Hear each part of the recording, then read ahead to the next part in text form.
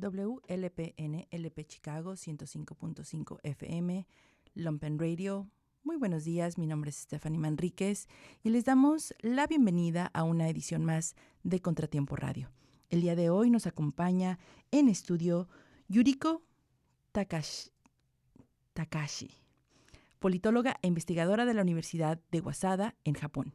Actualmente ella radica en Chicago, participando y investigando sobre la cultura y la participación política de la comunidad mexicana en los Estados Unidos. Además, nos acompaña Omar López, profesor, activista, organizador comunitario y actualmente administrador de servicios de prevención. También nos acompaña el licenciado, abogado, activista, Carlos Arango. Les doy la bienvenida a chicos, me da muchísimo gusto que nos acompañen el día de hoy. El día de hoy vamos a hablar sobre las marchas del 2006 por los derechos de los inmigrantes, a causa de que tenemos un libro. Este libro, Voces Migrantes, Movimiento 10 de marzo, editado por el Basement Press. ¿Cómo están, chicos? ¿Cómo les va el día de hoy? Gracias por asistir a este programa el día de hoy. Bien, gracias por la invitación. Gracias por la invitación. Hola. Carlitos, muy buenos días. Buenos días. ¿Cómo están? Me da mucho gusto que nos acompañen el día de hoy. Y bueno, el día de hoy es 7 de marzo. Estamos a 3 días de celebrar un aniversario más de estas grandes megamarchas iniciadas el 10 de marzo del 2006.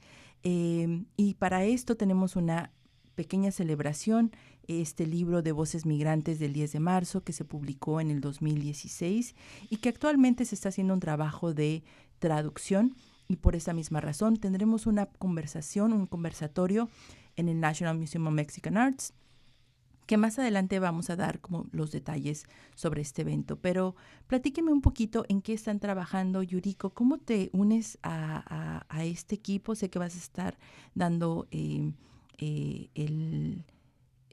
vas a estar abriendo este diálogo, pero ¿cómo te unes a esta conversación? ¿Cómo se funde tu trabajo con este libro? Muchas gracias por excelente pregunta. Yo soy politóloga y básicamente en los últimos 25 años me he dedicado al estudio de la política de México. Entonces viajaba a México muy seguidos y estudiaba los temas de la elección, la política, la votación de México. Pero en los últimos 5 años me entró ganas de estudiar y también me enteré de la importancia de la comunidad mexicana en los Estados Unidos. Y también tuve la oportunidad de estudiar un movimiento de la comunidad mexicana aquí en los Estados Unidos para ampliar la participación política en las elecciones de México.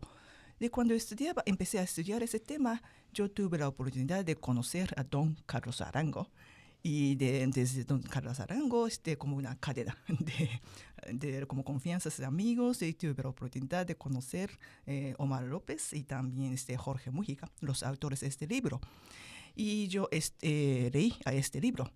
Es muy impactante y también me emocionó, impresionante, porque honestamente no sabía que había la marcha tan importante de la parte de las y los migrantes que aquí en Chicago. Y desde Chicago se explotó una ola de protestas y marchas en todos los Estados Unidos. Pero al mismo tiempo, como politóloga, me di cuenta de que no había estudiado tanto aún por los politólogos. Y también no se publicó tanto en inglés. Pero yo firmemente creo que ese proyecto, tiene importancia internacional, porque ahora estamos viviendo en la época de alto nivel de movilidad humana, ¿verdad? Hay muchas migraciones de Europa, Asia, de las Américas, en todo el mundo. Entonces, yo creo que vale la pena, y también como este proyecto, debe de tener mayor reconocimiento. Pero para hacer eso, tiene que escribirse en inglés, porque el idioma español es obviamente muy importante, pero al mismo tiempo todo el mundo, si escribimos en inglés, tendrá más amplio acceso al mundo. Entonces estamos trabajando en eso. La proyección será más amplia, así es. Y bueno, acerca de este libro, el libro de Voces Migrantes, Movimiento 10 de marzo, es el relato irreemplazable y único por 3 autores que fueron protagonistas clave en las movilizaciones de masas en Chicago, el 10 de marzo y el 1 de mayo del 2006, que abrieron las compuertas para movilizaciones similares a través de la nación, justo lo que nos platicaba Yuriko, y colocando así el tema de los derechos de los inmigrantes en los Estados Unidos en la mesa de la historia contemporánea. Esto es muy importante porque justamente en ese año teníamos, las marchas se iniciaron porque se quería eliminar la HR 4437. ¿Podemos partir desde ahí, Omar, Carlos? Claro, definitivamente, especialmente en la ciudad de Chicago, siempre ha habido mucha actividad de los que promueven, ¿no?, una reforma migratoria, y se ha puesto mucha energía, mucho tiempo en tratar de que eso suceda en Washington.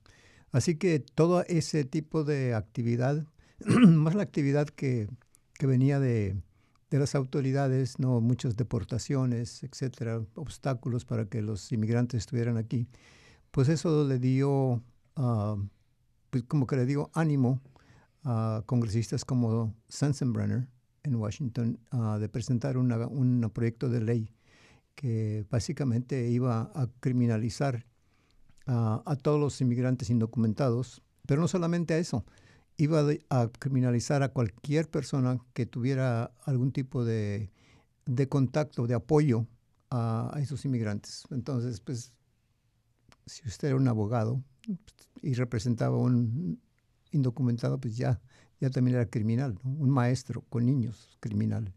O sea que era un proyecto de ley muy extremo. Decidimos que eso no podía ser y pensamos que tendríamos que organizar para que ese proyecto de ley no pasara en Washington, D.C. Y ahí fue donde empezamos a organizar pues, lo que se resultó ser la marcha del 10 de marzo. Así que es el antecedente.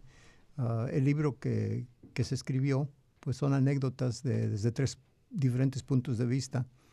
A mí me tocó escribir pues más que todo el proceso de organización de la marcha, y Jorge Mújica y Carlos Arango pues enfocaron en otros aspectos de la marcha, pero en sí el libro da un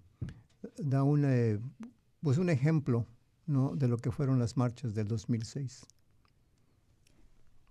Carlos, platíqueme cómo se une usted a este proyecto, cómo estabas trabajando. Bueno, siempre eres una persona que está dentro de todas estas causas de los migrantes, apoyando a la comunidad, organizando a través de Casas Clan.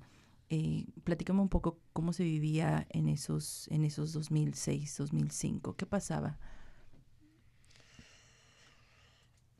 Bueno, estábamos en una fase muy complicada. Ya anteriormente habían existido distintos intentos de pasar leyes similares.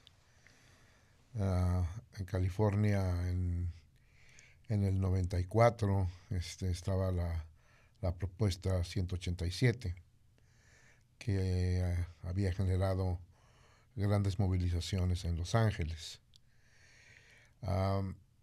Y después pues teníamos el problema fundamental de lo que había ocurrido en las Torres Gemelas, lo cual criminalizaba más al inmigrante. O sea, se creó toda una cortina de humo para agredir y decir que todos los inmigrantes eran criminales, hasta terroristas. O sea, esa fue la argumentación que después repite muy bien Donald Trump durante su gestión. En ese marco reunimos precisamente con Omar, Jorge y nuestro amigo Juan Andrés Mora, que ya se adelantó en este asunto de dejar de ser para hacer otra cosa, ¿no? Pues lo que decidimos era que era necesario unificar a la comunidad mexicana, porque entendíamos que el ataque, más allá de ser un ataque en contra de pues todos los migrantes, era un ataque profundamente antimexicano. Esto es histórica. Siempre al final al que le ponen el dedo es al mexicano. Y lo estamos viendo hoy día en las medidas del presidente Biden. Entonces, nos abocamos a la tarea de tratar de unificar a las federaciones, cuando había federaciones realmente de oriundos, a tratar de unificar a las iglesias, tratar de unificar a los sindicatos.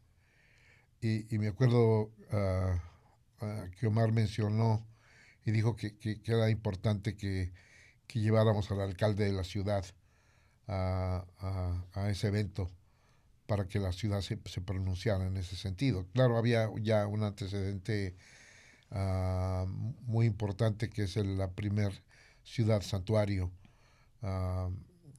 de 1985 con el también fallecido alcalde Harold Washington, que fue creo el único congresista que ha entendido a fondo el tema de migrantes. Eso es el clima, y esa fue la tarea de construir y de dialogar con todos los sectores, y no importaba el tinte ideológico, sino era el ataque contra el pueblo mexicano. Y por eso siempre decimos que finalmente podemos tener diferencias en los colores que tengamos, pero la agenda siempre es una agenda de los trabajadores migratorios. Fueron años, o fue un año complicado, porque además creo que se estaba viviendo distintas luchas a la par con el movimiento migrante. Yo recuerdo el movimiento de la antimilitarización en esas épocas.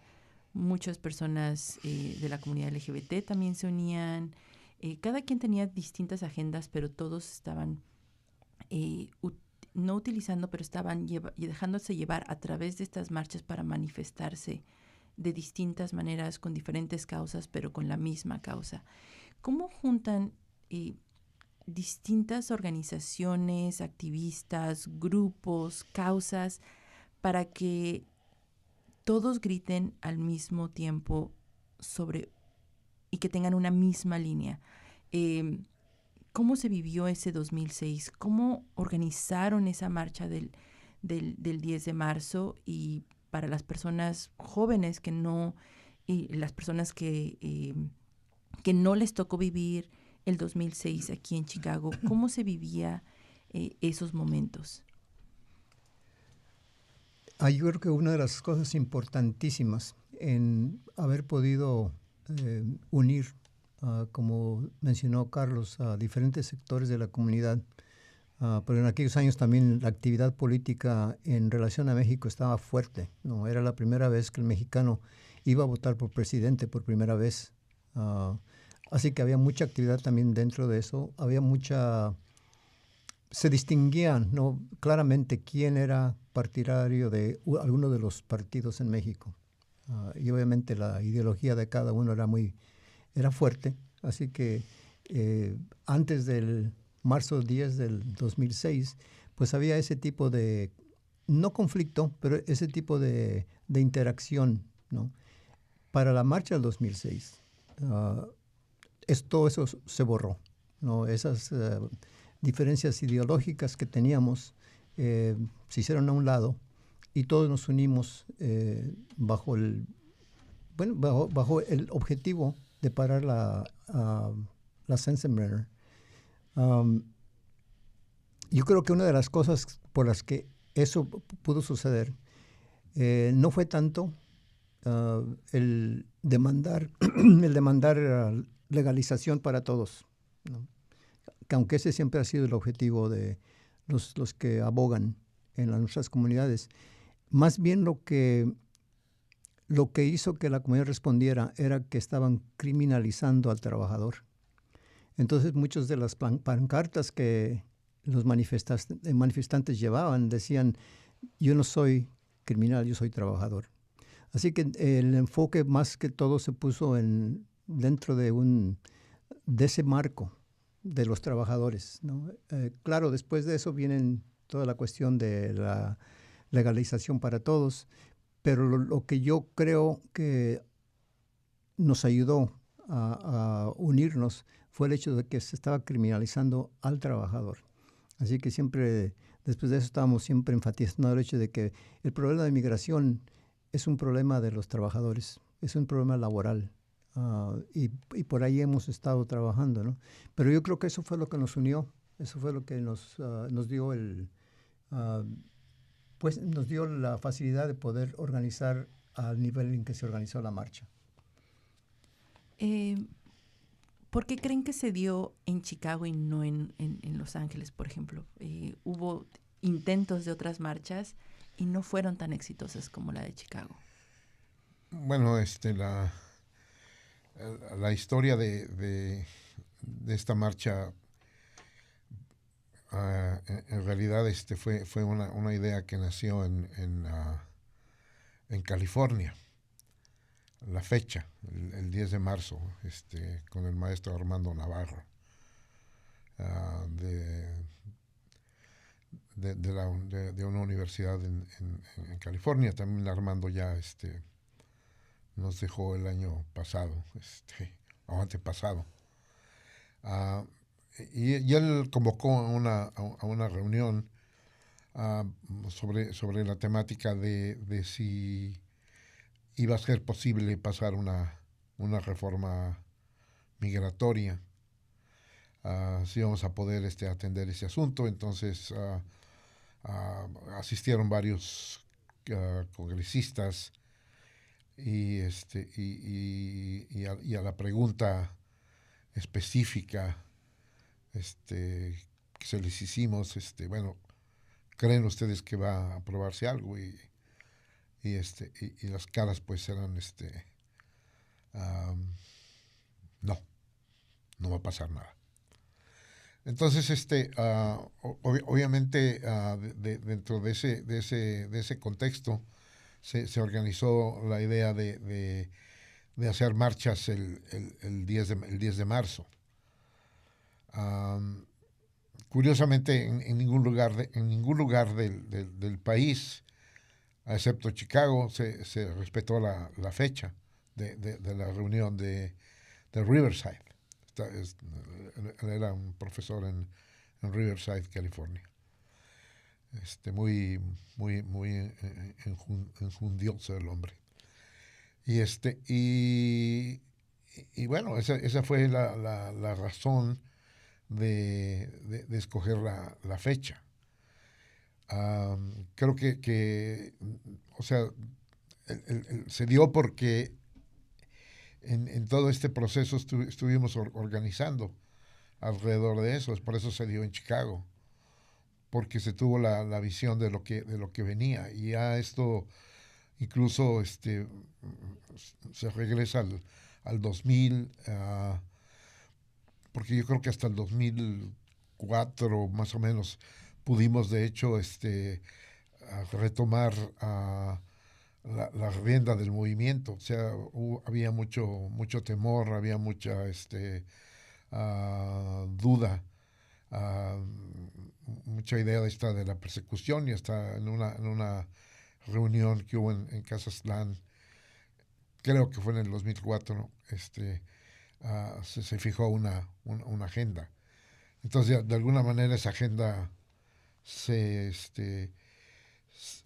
se generó en el 2006 al llamado de que necesitábamos unir esta ciudad, y que esta ciudad al fin y al cabo siempre ha dado ejemplo de una madurez política que no hay en Los Ángeles o en Texas o en otros lugares, perdonando, o sea, con todo el respeto para los compañeros en sus zonas, pero Chicago ha tenido una naturaleza de que cuando es tiempo de unificarse, pues se unifica, y es tiempo de crear alianzas, se crean, y en fin, se tiene una visión política más avanzada, quizás por los actores, quizás por las condiciones, quizás porque ha sido siempre un centro. Bueno, Chicago era una ciudad de trabajadores, esencialmente. Sí, el Chicago de hoy no es al Chicago que yo llegué en 1975, ¿no? Que era un Chicago de trabajadores, migrantes en movimiento, en movilidad, sin derechos, explotados, y entonces creo que ese es el producto de ese trabajo que nos lleva a esa cuestión, y además el compromiso de las radios. Muy raro, Univisión en su momento pues puso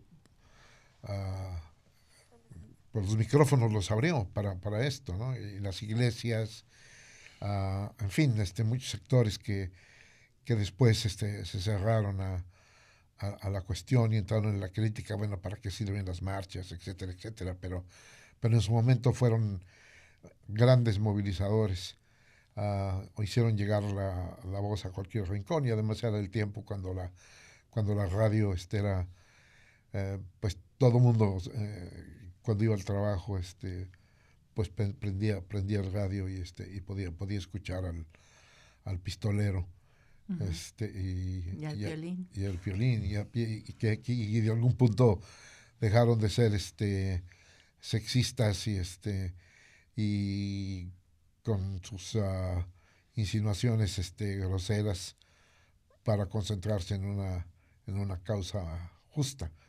Y creo que eso fue lo que ayudó a construir, o sea, fue un movimiento que se construyó desde la base, yo creo, y donde no había, o donde no hubo protagonismos hasta cierto punto. Los protagonismos vinieron después de los resultados, ¿no? Después de ver los números del 2006, pues entonces todos creían que eran Martin Luther King o César Chávez, ¿no? Claro. Yuriko, ¿cómo ves este fenómeno? Sí, este fenómeno es, yo creo que debe de reconocerse en el fuera de Chicago y los Estados Unidos. Y como mencioné, yo estaba estudiando en México, ¿verdad? Pero la verdad, por ejemplo, en las asociaciones académicas, ese movimiento muy importante no están bien conocidos. Y tampoco fuera de, por ejemplo, fuera de los Estados Unidos, en continentes americanos, por ejemplo, en Japón, en Asia, en Europa. Entonces yo creo que estos como actores y también de la cultura, también como el contexto que surgió ese movimiento, es académicamente muy curioso, y también se debe de como analizar mucho más, que incluye como críticas. Entonces yo creo que necesitamos estudiar mucho más, aunque se ocurrió hace como 17 años, pero todavía hay muchísimas agendas académicas que tenemos que hacer. Están trabajando en ello. Me da mucho gusto, entonces, bueno, muchísimo gusto que estás trabajando, que eres parte de este proyecto, y que podemos amplificar, ¿no? El trabajo y el ejemplo que nos ha dejado, en este caso, la organización política de Chicago desde muchísimo antes, pero en específico en el 2006. Le llamamos la primavera del migrante, ¿cierto? Porque todo se dio en primavera y después brincamos al 1 de mayo. ¿Qué sentían en ese momento cuando el 10 de marzo fue ese mar de gente en las calles gritando sin miedo, la aparición de los trabajadores, a pesar de que se les iba tal vez o se les pensaba que se les iba a castigar por no ir, muchos jefes, patrones, se condicionaban a los trabajadores. Sin embargo, ellos salieron, y no salieron solos, salieron con sus hijos, con sus hijas, con sus esposas, hasta muchas abuelitas, abuelitos, ¿verdad? Toda la gente. Era una marcha multigeneracional. ¿Cuál fue ese sentir? De mi parte, pues me sorprendió mucho, ¿no? La respuesta de la comunidad.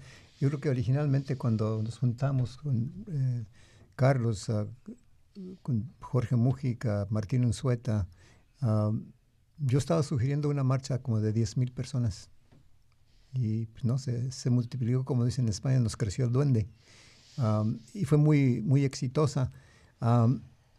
Pero siempre tuve una preocupación después de la marcha al ver el número de inmigrantes que salieron, en el sentido de que eso fue lo que dice en inglés un paradigm shift, ¿no? Toda esa marcha. Pero organizativamente no estábamos preparados, creo yo, en nuestra comunidad para tomar ventaja de lo que habíamos hecho. Y yo siempre dije que desafortunadamente los que iban a recibir los beneficios de estas marchas, los beneficios políticos de estas marchas, iban a ser las organizaciones ya establecidas, ¿no? Lo que yo les llamo las organizaciones corporativas, que se dedican al problema del inmigrante. Ellos ya tienen una infraestructura, entonces cualquier recurso que va a llegar, no se lo iban a dar a un grupo en la comunidad, no se le iban a dar a estas organizaciones. Esa fue una preocupación que yo tuve después de las marchas, ¿no? Y sucedió.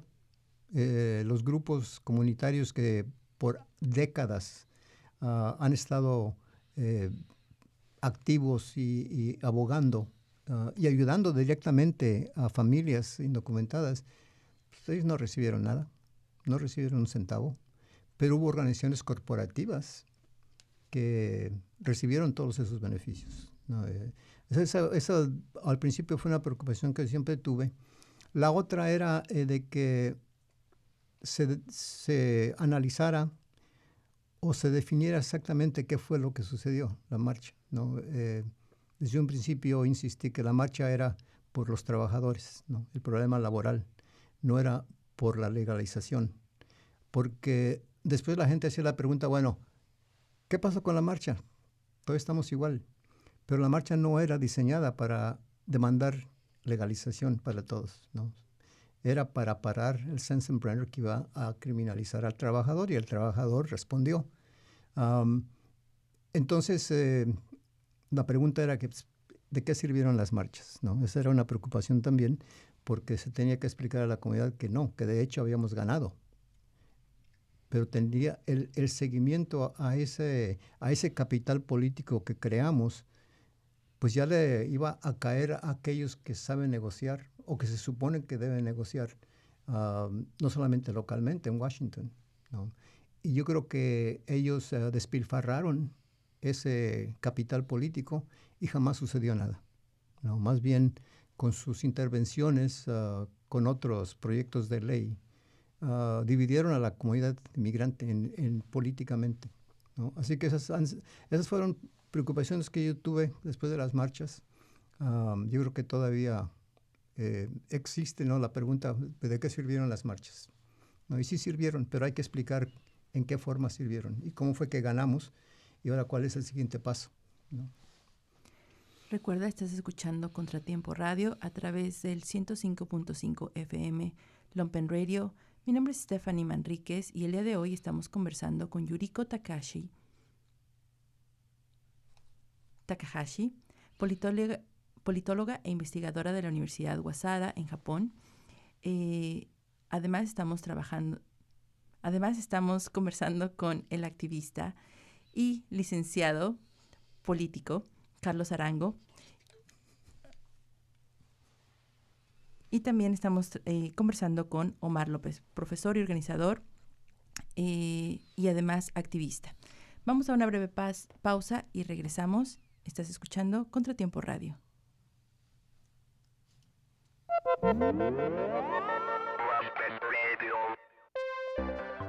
Lumpen Radio is brought to you by Mars Community Brewing and Taco Sublime. Mars and Taco Sublime have teamed up to offer food Tuesday through Sunday at the flagship on Iron Street. Featuring tacos, burgers, elotes, and weekly specials, Taco Sublime is bringing their mission of community service and sublime edibles to the original community brewery. More information is at mars.beer. That's MARZ.beer.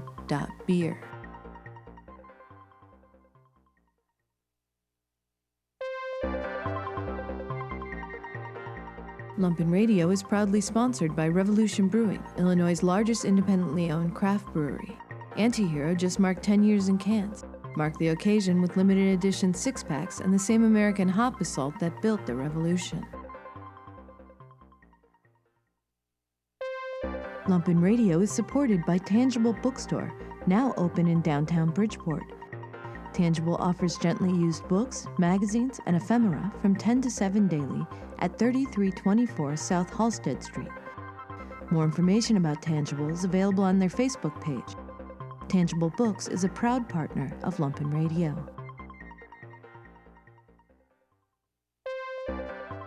Buddy gives artists and small manufacturers in Chicago a place to showcase and sell their goods and artworks.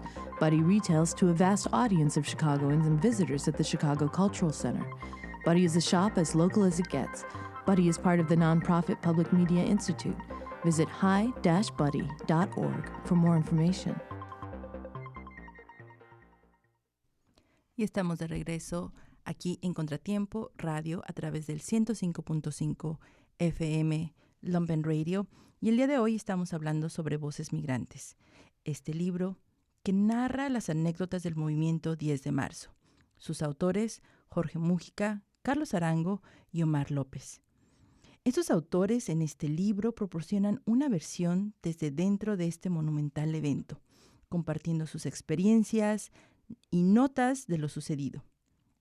Describen las condiciones detalladas por las que nacieron las movilizaciones, los diferentes puntos de vista de las muchas organizaciones participantes, la lógica y la dinámica del proceso de la toma de decisiones, y los criterios que varían de aquellos que hicieron posible este evento histórico.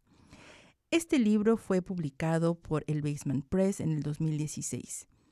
Este libro está en un proceso de traducción para que muchas personas o que se amplifique el mensaje y las historias de estos tres escritores llegue a más casas, a más oídos, a las nuevas generaciones, a otros lados, en su versión inglés.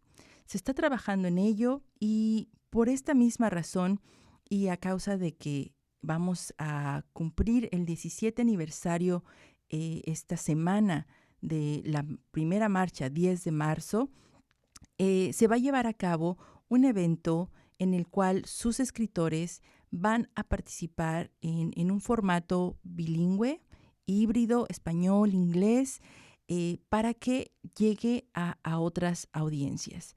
Me platicabas un poquito sobre eso, Yuriko. ¿Cuál es la importancia de que llegue a más gente estas historias? O en específico, las historias de esta primavera migrante.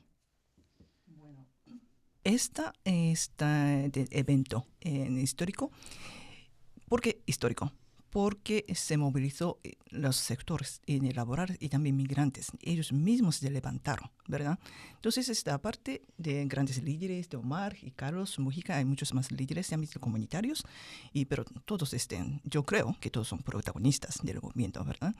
Entonces, dado la tanta como la magnitud, la importancia del movimiento, de la parte de las y los migrantes, se debe de reconocer y también conocerse en todo el mundo. Y además,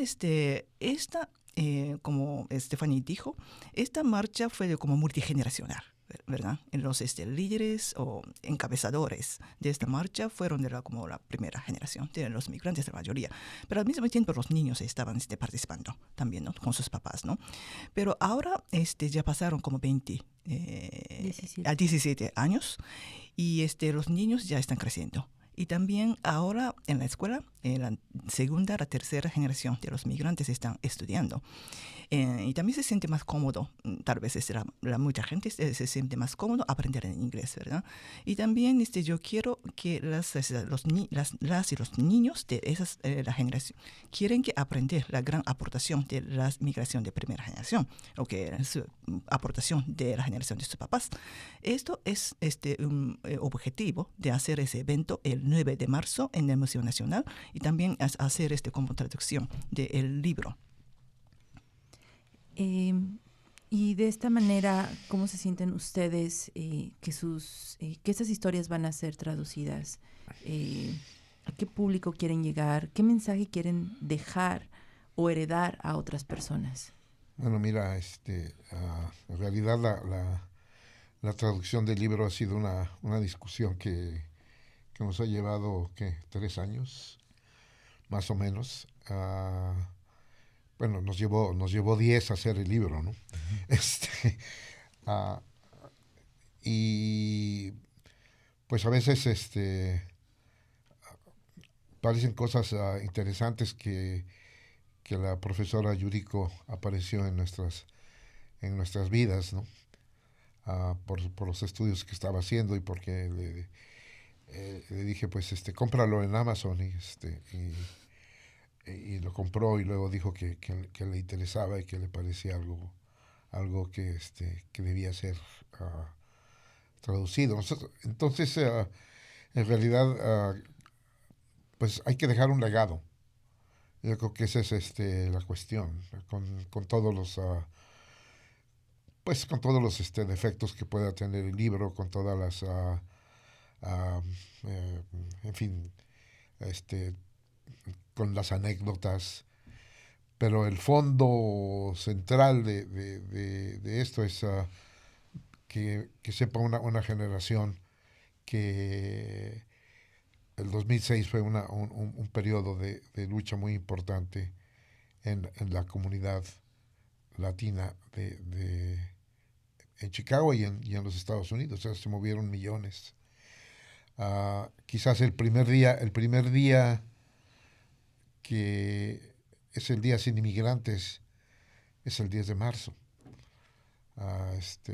Dice Guillermo Gómez, porque él ha estado estudiando mucho la cuestión de esa fecha, cuántas empresas se paralizaron. Entonces, de hecho, paralizamos la ciudad, paralizamos la producción. Creo que eso no lo hemos desarrollado totalmente, pero ese fue el primer día. Y además la otra cuestión fue el boicot contra la Holstein o Miller. contra la Miller. Contra la Miller. Y cómo desaparecieron todos los comerciantes, la cerveza Miller en la 26, en la 18, en la 47, de sus estantes. Entonces, o sea, el impacto fue tremendo. Nosotros mismos creo que no podemos calcular el impacto que tuvo. Quizás en el estudio académico se pueda ver a esta distancia cómo una ciudad se paralizó y cómo de pronto todos los políticos bajaron a apoyar el gobernador, el alcalde Daley, que pues teníamos muchos innuendos contra él, pero en realidad fue el que de los políticos dio el discurso más contundente, de reconocer que la ciudad de Chicago era una ciudad de migrantes, y construida por migrantes, construida por trabajadores. Yo creo que esas es las lecciones. Y luego tú preguntaste sobre el 1 de mayo. Y el 1 de mayo fue precisamente la continuación de, de seguir por esa línea, porque ya a ese punto querían mediatizar a el movimiento y entonces se generó toda la cuestión del 1 de mayo. Se anunció en Milwaukee, donde fuimos a una reunión con Jorge Mújica y le tocó subir a la tribuna y anunció el 1 de mayo. Entonces, ahora sí que ganamos esa partida y fue increíble el 1 de mayo. La única cuestión es que el gobierno, la policía, no estuvieron preparados el 10 de marzo. Nadie sabía qué es lo que iba a pasar. El 1 de mayo ya supieron cómo encajonarnos, meternos en un parque, en fin, ya pudieron controlar, pero fue una marcha masiva, impresionante, o sea, por una celebración histórica en Chicago, que es el 1 de mayo, y en el mundo. Entonces eso sí plantea que es la lucha del trabajador. Ah, hay- Se derivan temas como los derechos humanos, la unificación de familias, y toda esta también demonización de la palabra amnistía, que era algo que se dio mucho. Decían, no, es que debemos luchar por immigration reform, una reforma de inmigración comprensiva, de comprehensive immigration reform. Pero en realidad en el 86 lo que peleamos fue por una amnistía. En 1986 sí que se legalizaron 3 millones de personas con ese lenguaje. No, obviamente fue una especie de amnistía, pero fue la unificación y la negociación con el gobierno que no se pudo hacer. A pesar de tanta gente que teníamos en la calle, no pudimos a sentarnos a la mesa. O sea, no nos invitaron a la mesa, porque otros se sentaron en la mesa. Y entonces el tema se abandonó y bueno, el presidente Obama prefirió hacer otras cosas como la cuestión de salud y poner hasta atrás del camión el tema migratorio, cuando había sido el tema que de alguna manera lo llevó a la presidencia. Esas son los descalabros y las lecciones de lo que decía Omar, o sea, de que trataron de controlar el movimiento y el movimiento también tuvo la culpa porque nunca quisimos institucionalizarlo. O sea, se votó sobre esa cuestión y, y creo que el espíritu de algunos compañeros que dijeron los movimientos no se pueden organizar, son movimientos, son espontáneos y se van. Y yo no creo eso. Yo creo que sí se podía haber construido de ahí, pero bueno, el hubiera ya pasó. Me gustaría enfatizar algunos puntos. Primero, regresar un poquito a una de las preguntas del cómo sucedió, por qué fue Chicago primero. Aquí el compañero Carlos es muy modesto, pero una de las razones por las que Chicago siempre ha sido la ciudad que, como decimos, la que tira línea política, después el resto del país la sigue, es porque hemos tenido la fortuna de que aquí han llegado activistas muy buenos, organizadores muy buenos, de México específicamente. Y creo que el compañero Carlos es un ejemplo, ¿no? Con toda su experiencia como estudiante en México y su experiencia en el 68, el movimiento estudiantil del 68. Jorge Mújica también llama en los 70s toda su actividad en las cuestiones, el movimiento urbano y la guerrilla, cosas por el estilo que están sucediendo en México. Y Martín Unzueta, otro también con muy buena disciplina política. Ese era el tipo de gente que nos estaba llegando a Chicago, ¿no? Entonces ellos trajeron con ellos toda una riqueza en ese sentido de organización y de análisis político. Yo creo que eso es lo que nos pone a Chicago como una de las ciudades que pueden analizar un problema y luego, como decimos, tirar línea. Entonces el resto del país sigue. Esa es una. En cuanto a lo que vemos en la cuestión del libro y traducirlo, yo estoy muy entusiasmado porque yo lo veo como el cierre de un ciclo en cuestión de organización dentro del movimiento migratorio. Y digo un cierre de un ciclo porque ya 17 años y todavía seguimos en las mismas, pero los niños que marcharon también, los que tenían 5 años y marcharon con sus papás, ya hoy tienen 22 y así sucesivamente. Ellos tienen otro tipo de visión y otro tipo de necesidad como inmigrantes. Hay unos que todavía son indocumentados, DACA, pero hay muchos que ya nacieron acá y sus padres son indocumentados. Entonces yo creo que la lucha tiene que tomar otro giro, ¿no? Para incluirlos a los jóvenes y cuáles son las necesidades que ellos tienen. No solamente necesidades económicas, educativas, pero emocionales. Todo eso se tiene que tomar en cuenta, ¿no? Ellos tienen padres que no pueden regresar a México, no pueden ir a ver a sus familias, ¿no? Ellos quieren mandar a los hijos en el verano para que conozcan a la abuelita y al abuelito, pero ellos no pueden hacerlo, ¿no? Entonces hay todo otro set, ¿no? de consideraciones que se tienen que tener para seguir el movimiento, ¿no? Creo más complejo, es un movimiento más complejo que el que nosotros vimos, pero definitivamente creo que empezamos una nueva etapa y tenemos que tomar todo eso en consideración para que el siguiente movimiento que sea efectivo, ¿no? Que no sea aislado y que no sea rancio, ¿no? Porque no podemos seguir con el mismo análisis que teníamos hace 17 años, ¿no? Todo cambia y tenemos que incluir todos esos nuevos elementos. Así que yo muy satisfecho de que se está traduciendo el libro, que se va a difundir más ampliamente, y que eso sirva como de base, ¿no? a los nuevos organizadores, ¿no?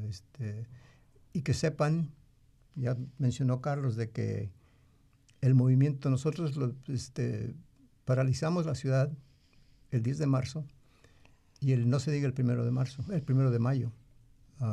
Fue mucho más grande, al punto en que la industria de los restaurantes sintió el peso. Para la marcha de mayo 1, ya la Illinois Restaurant Association, ¿no? Que agrupa todos los restaurantes en todo Chicago, todo Illinois, ya quería negociar con nosotros cómo le hacemos para que los restaurantes no se queden sin trabajadores ese día, ¿no? Eso, yo creo que eso era muy significativo. Para lo del 10 de marzo, el boicot contra la Miller también fue otra señal, ¿no? De la que tenemos que aprender. En cuestión de 2-3 días, la Miller sintió el impacto, ¿no? De que la comunidad mexicana dejó de tomar cerveza Miller. Entonces ya los dirigentes corporativos en Texas, en Milwaukee, llamaron que querían venir a sentarse a hablar con nosotros, ¿no? Con la gente del movimiento. Y son lecciones que espero que en la siguiente etapa se tomen en cuenta, ¿no? El poder económico que se tiene como inmigrantes. La cuestión, todo el capital político que se desarrolla dentro de la actividad organizativa, y que no permitan, que se les vaya la oportunidad de negociar con un boicot. Esa es una. La otra, que no permitan que los políticos se adueñen del capital político que desarrollamos. Con el marzo 10 brincaron todos los políticos de renombre, no solamente localmente, a nivel nacional, ¿no?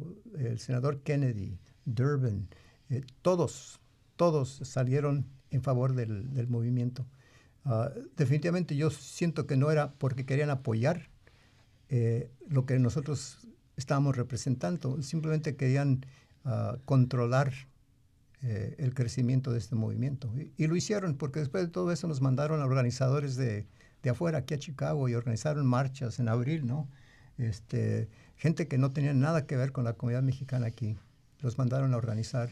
O sea que fueron desmantelando el movimiento. Y como dice Carlos, yo siento que debimos haberlo estructurado, porque entonces hubiéramos podido haber tenido un poco más de control. Pero no lo estructuramos y eso le permitió a este tipo de organizadores que mandaron acá a que fracturaran el movimiento y eventualmente desaparece. ¿Con qué nos vamos? Estamos a punto de cerrar este programa. ¿Cuáles serían tu último análisis, Yuriko? Sí, quiero agregar una cosa basada en lo Omar lo que mencionó. Yo soy académica, no participé en esa marcha, pero yo creo que académicamente estoy totalmente de acuerdo con Omar sobre estamos llegando en la etapa de cómo cerrar este ciclo, porque el tema de la inmigración está cambiando mucho. Por ejemplo, están llegando nuevos migrantes de Centroamérica y también de Venezuela. Y también los niños, como DACAs, ya ahora están grandes, se enfrentan a otros problemas. Entonces, para saber, conocer y aprender las nuevas agendas, queremos invitar a muchos jóvenes a ese evento del 9 de marzo. Y también estoy solicitando a los 3 autores para darnos como reflexión, sus propias reflexiones sobre ese movimiento y también qué pasó durante en los como 17 años desde el movimiento. Entonces es un movimiento para cerrar el ciclo, al mismo tiempo para empezar otra lucha. Perfecto. Carlos. Bueno, primeramente gracias por este espacio tan bonito, además de Lumpen Radio. Creo que en realidad en lo que ha pasado en los últimos años, cuando teníamos ahora la discusión el año pasado sobre la posible reforma migratoria, todo el liderato viejo a nivel nacional, les dije, bueno, si van a proponer lo mismo, pues va a pasar lo mismo, o sea, nada. O sea, no han querido cambiar el tema del debate, ¿no? O sea, las necesidades que existen. Hoy hay necesidades muy grandes, por ejemplo, toda esa generación que ya son personas incluso de la tercera edad que están sin documentos, sin seguro social. Por ejemplo, no tienen una manera como jubilarse. O sea, no hay un sistema de jubilación para ellos porque no tienen un número de seguro social válido y una condición migratoria. La otra experiencia es que en las nuevas oleadas migratorias, que algún tiempo platicamos tú y yo sobre la cuestión de estas caravanas de migrantes o refugiados, han tomado la escena principal de la discusión. Y la gente que tiene aquí la problemática internamente se ha dejado. O sea, ya nadie ha podido negociar alguna salida. O sea, pues siempre queremos todo, pero cuando menos a este momento de poder darle movilidad a esa comunidad o de tener, o sea, hay formas como la 245I que podría alivianar a muchísima gente para que pudiera ir y venir al país y tener un estatus migratorio.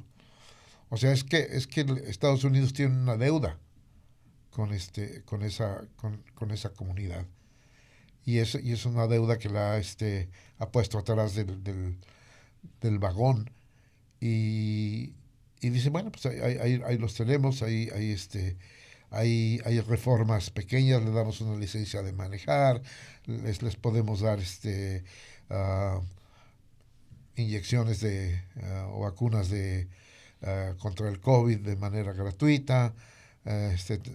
Tenemos cuestiones de que podemos rifar algunos beneficios, pero en realidad eso es, a la final es un insulto, porque en realidad toda la temática es la lucha por los derechos, y esos derechos han sido trasquilados.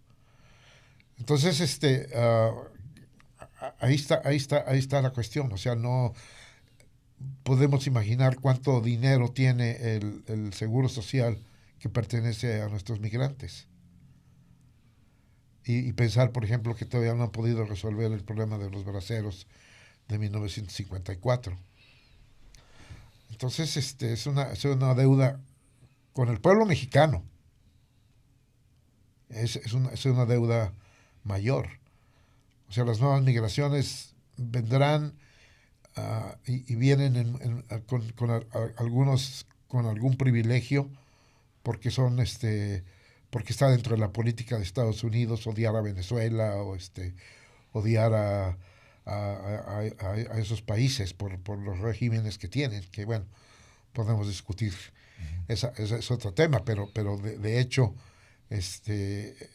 pero al mismo tiempo el maltrato que Estados Unidos le da a México de convertirlo así como en un tercer país seguro, entre comillas, y tener ahí a todos los migrantes esperando en las fronteras a expensas o a manos del crimen organizado. Entonces yo creo que el debate se ha cambiado y tenemos que cambiar ese debate y no acorralarlo en una demanda, sino acorralarlo en un contexto general. Y yo creo que ya se está acabando el tiempo. Así es, pues muchísimas gracias a los tres por acompañarnos el día de hoy aquí a Contratiempo Radio. Esta conversación está muy interesante y da para mucho más. Todo está, me supongo, que en este libro, pero si queremos seguir escuchando más historias, más reflexiones sobre el movimiento 10 de marzo, va a haber un conversatorio este próximo jueves, marzo 9, en el National Museum of Mexican Arts a las 6 de la tarde, Primavera Migrante, donde se va a estar hablando sobre estas historias y reflexiones sobre estos acontecimientos, voces migrantes, la primavera migrante, el movimiento 10 de marzo, qué pasó en las primeras, en esta marcha del 1 de mayo y muchísimo más. Los autores, Jorge Mújica, Carlos Arango, Omar López. También en esta plática nos acompañará Yuriko Takahashi, Bill Johnson González y la moderadora Débora López. Por mi parte, eso es todo. Mi nombre es Stephanie Manríquez. Esto es Contratiempo Radio. Muchísimas gracias por acompañarnos y nos vemos en la próxima edición. Muchas gracias por la invitación. Muchas gracias.